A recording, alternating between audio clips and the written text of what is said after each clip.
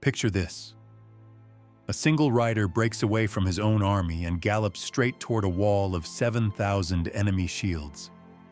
He isn't a commander barking orders. He isn't a noble looking for glory.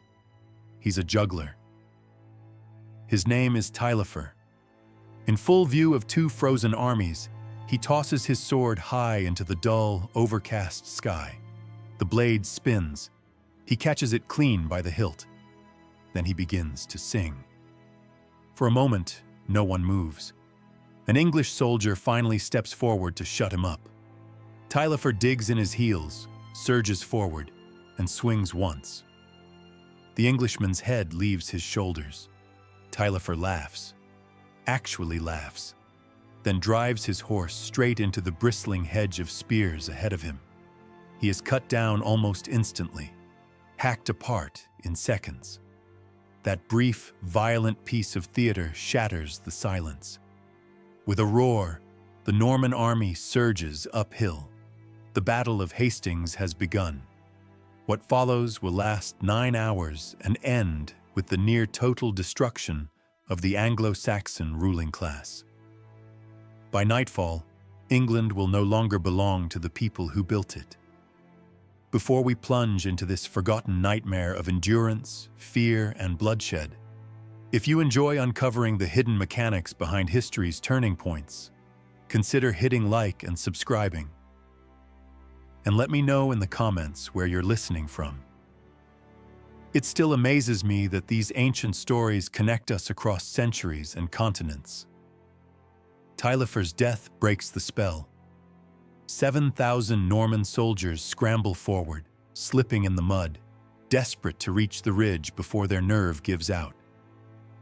This isn't a disciplined advance. It's a sprint fueled by fear.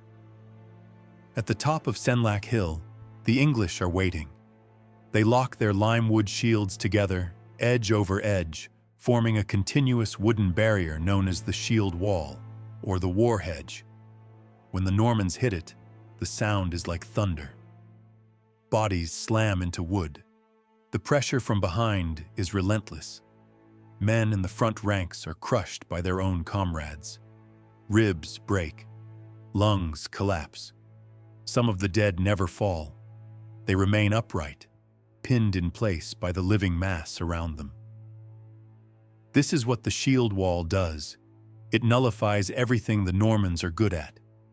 Arrows smack into interlocked shields and drop harmlessly to the ground. Spears glance off leather and hide. Whenever a Norman slips on the wet grass, a two-handed Danish axe comes down. These axes, 4 feet of ash wood capped with heavy iron, shear through chainmail and bone like wet cloth. The housecarls, King Harold's elite professionals, wait patiently for mistakes, and they are very good at killing men who make them. William, Duke of Normandy, watches his opening attack fail. His infantry recoils, leaving behind a ridge carpeted with mangled bodies. He has a problem, a serious one. William crossed the channel with no exit strategy. The sea is at his back. The English are in front of him. If this battle drags on, he loses everything. But the men holding that seemingly invincible wall are hiding a fatal weakness. They look fresh, they look confident, but they are already broken. To understand why, we have to leave Senlac Hill and rewind 3 weeks to another battlefield where these same men had already survived hell. 19 days before Hastings, King Harold Godwinson sat in a hall in York. The air was thick with roasted meat, spilled ale, and sweat. His men were celebrating what they believed was the end of the war. That very morning, at the Battle of Stamford Bridge, they had annihilated the last great Viking invasion. Harold Hardrada, the legendary Norse giant, veteran of the Varangian Guard, was dead. Of the 300 Viking ships that had landed in England, only 24 were needed to carry the survivors home. The English army was battered, bloodied, and euphoric. They believed England was saved. They were wrong. While the mead was still being poured, a messenger burst into the hall.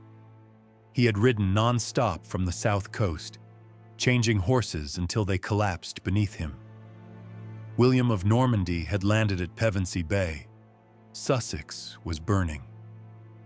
The room went silent. Harold now faced a choice that would have tested any ruler. He could rest his shattered army, gather reinforcements, and allow William to raid the south for weeks. Or he could demand the impossible. He chose the impossible. Harold ordered his men who could barely stand after fighting Vikings, to march. What followed was one of the greatest endurance feats in military history, and arguably the decision that doomed Anglo-Saxon England. The army marched south nearly 190 miles in less than 2 weeks. To grasp what that meant, you have to understand the body of a medieval foot soldier. Each man carried 40 to 60 pounds of gear. Chainmail burnies dragged down on their shoulders, compressing the spine. Their boots were thin leather with no arch support, no cushioning. Marching 20 miles a day on dirt roads turned feet into masses of blisters and cracked bone. Harold didn't slow down. He sped them up. He rode ahead of the column, turning a maneuver into a race. They followed old Roman roads cutting through forests like scars. They slept in ditches. They ate dried grain and cold meat while walking. The caloric deficit was brutal. A man marching that far under that load burns up to 6,000 calories a day. Medieval supply lines could barely provide half of that. By the time they reached London, these soldiers weren't just tired. Their bodies were cannibalizing muscle for fuel. Immune systems were collapsing. Reflexes were dulled by exhaustion and sleep deprivation. Harold stopped only briefly to gather the Fyrd, the local militia, but the backbone of his army, the housecarls, were running on fumes. They had marched north, fought Vikings in brutal close combat, then immediately turned around and marched south again. When they reached the mustering point at the Hoare Apple Tree, adrenaline was all they had left. They could see smoke rising from villages William was burning. The psychological toll matched the physical one. They had already saved England once. Now they were being asked to do it again, against a completely different enemy. Across the valley, the Normans were rested and well-fed. They had spent 2 weeks looting the countryside, eating livestock, drinking wine. Their muscles were full. Their minds were sharp. Harold arrived fast, but too fast. His archers were left behind in the north, unable to keep pace. That absence would prove catastrophic. By the time the first blows were struck at Hastings, the English shield wall looked solid, but it was built from men whose bodies had already been pushed beyond their limits. And William of Normandy was about to test exactly how long exhausted heroes could hold back fresh killers. Back on Senlac Hill, the first hour of fighting ends with something no one expected: the Normans falling back. From behind their shields, the English roar in triumph. The sight of the enemy retreating sends a surge of adrenaline through bodies that are already running on empty. For a brief moment, the exhaustion vanishes. They feel strong again. They feel invincible. But adrenaline lies. As the sun climbs higher, the chemical high fades. Lactic acid pools in aching muscles. Water skins run dry. Hands begin to tremble from fatigue. Down in the valley, William regroups his battered men and prepares to push again. While Harold's army bleeds itself dry on the march routes of England, William has been fighting a different battle, a war against his own fragile legitimacy. History remembers him as William the Conqueror. On the morning of October 14th, 1066, he was still William the Bastard, an illegitimate duke who had spent his entire life dodging assassins and crushing rebellions. He wasn't destiny.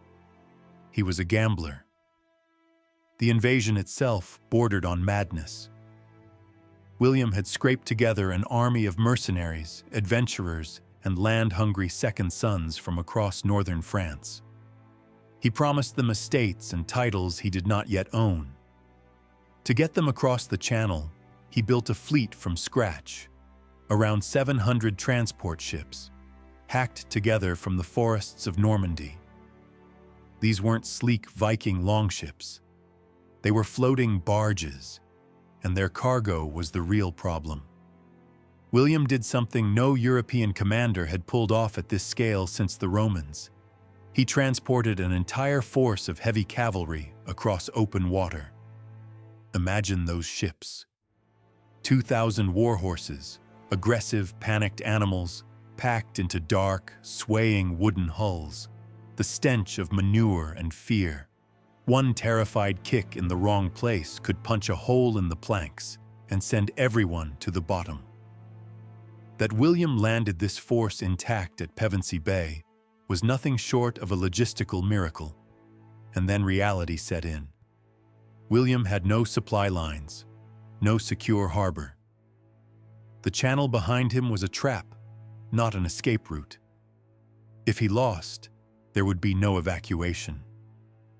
The English countryside would hunt his men down. His rivals in France would carve up Normandy before his body was cold.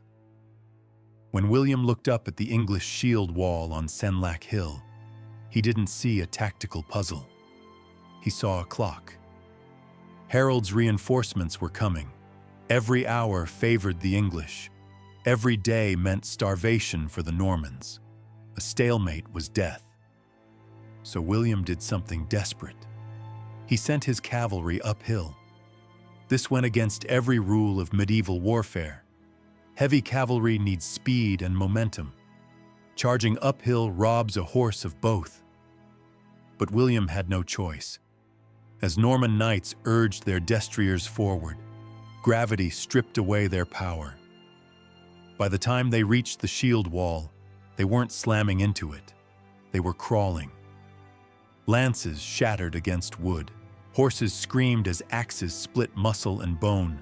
They fell back, regrouped, charged again. This wasn't elegance. It was panic turned into policy. Harold understood exactly what he was doing. He planted his standard, the fighting man, at the very crest of the hill. This wasn't just high ground. It was geometry weaponized. Senlac Hill looks gentle today. In 1066, it was steeper, rougher, flanked by marshy streams that turned the valley floor into mud. Harold packed his army into a narrow ridgeline, 600 to 800 yards wide, 10 men deep. No flanks, no gaps. To reach Harold, William had to go straight through the front. The shield wall was more than men standing close together.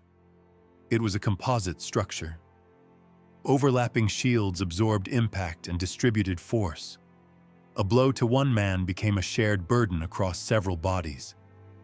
Inside that wall stood the housecarls, professionals, veterans. Their two-handed Danish axes were brutally effective, but using them required nerve. To swing, a man had to expose his chest for a heartbeat. Block, step out, kill, step back, over and over. Horses refused to crash into it. No animal willingly impales itself on wood and screaming men. By the time Norman cavalry reached the top, they had lost their only advantage. Harold had turned the battle into a siege without walls. At 9 o'clock, William tried something else. He signaled his archers. This was supposed to be the answer. The Normans fielded skilled bowmen, possibly even early crossbows.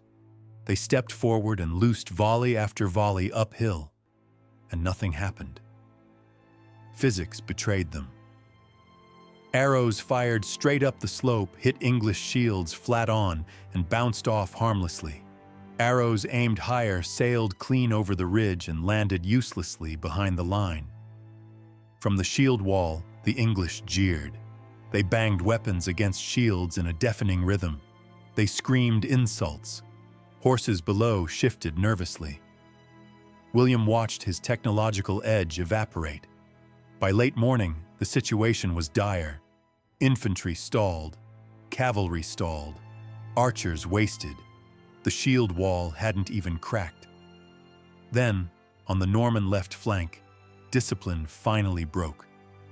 The Breton division, William's allies, had endured 3 hours of punishment without progress.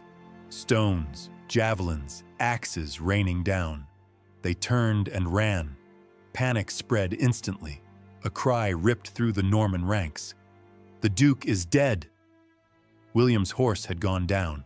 In the chaos, men saw an empty saddle and assumed the worst. What began as a retreat became a rout. The invasion teetered on the edge of annihilation.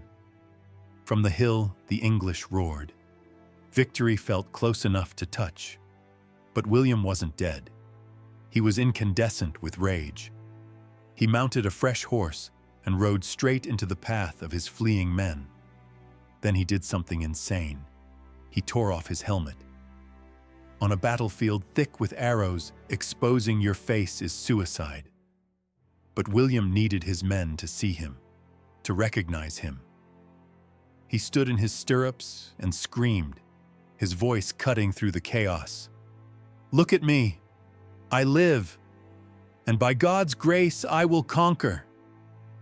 Then he drove his spear into his own men, beating them back into formation, threatening to kill anyone who kept running. It worked. The panic snapped. The line stabilized. William saved his army.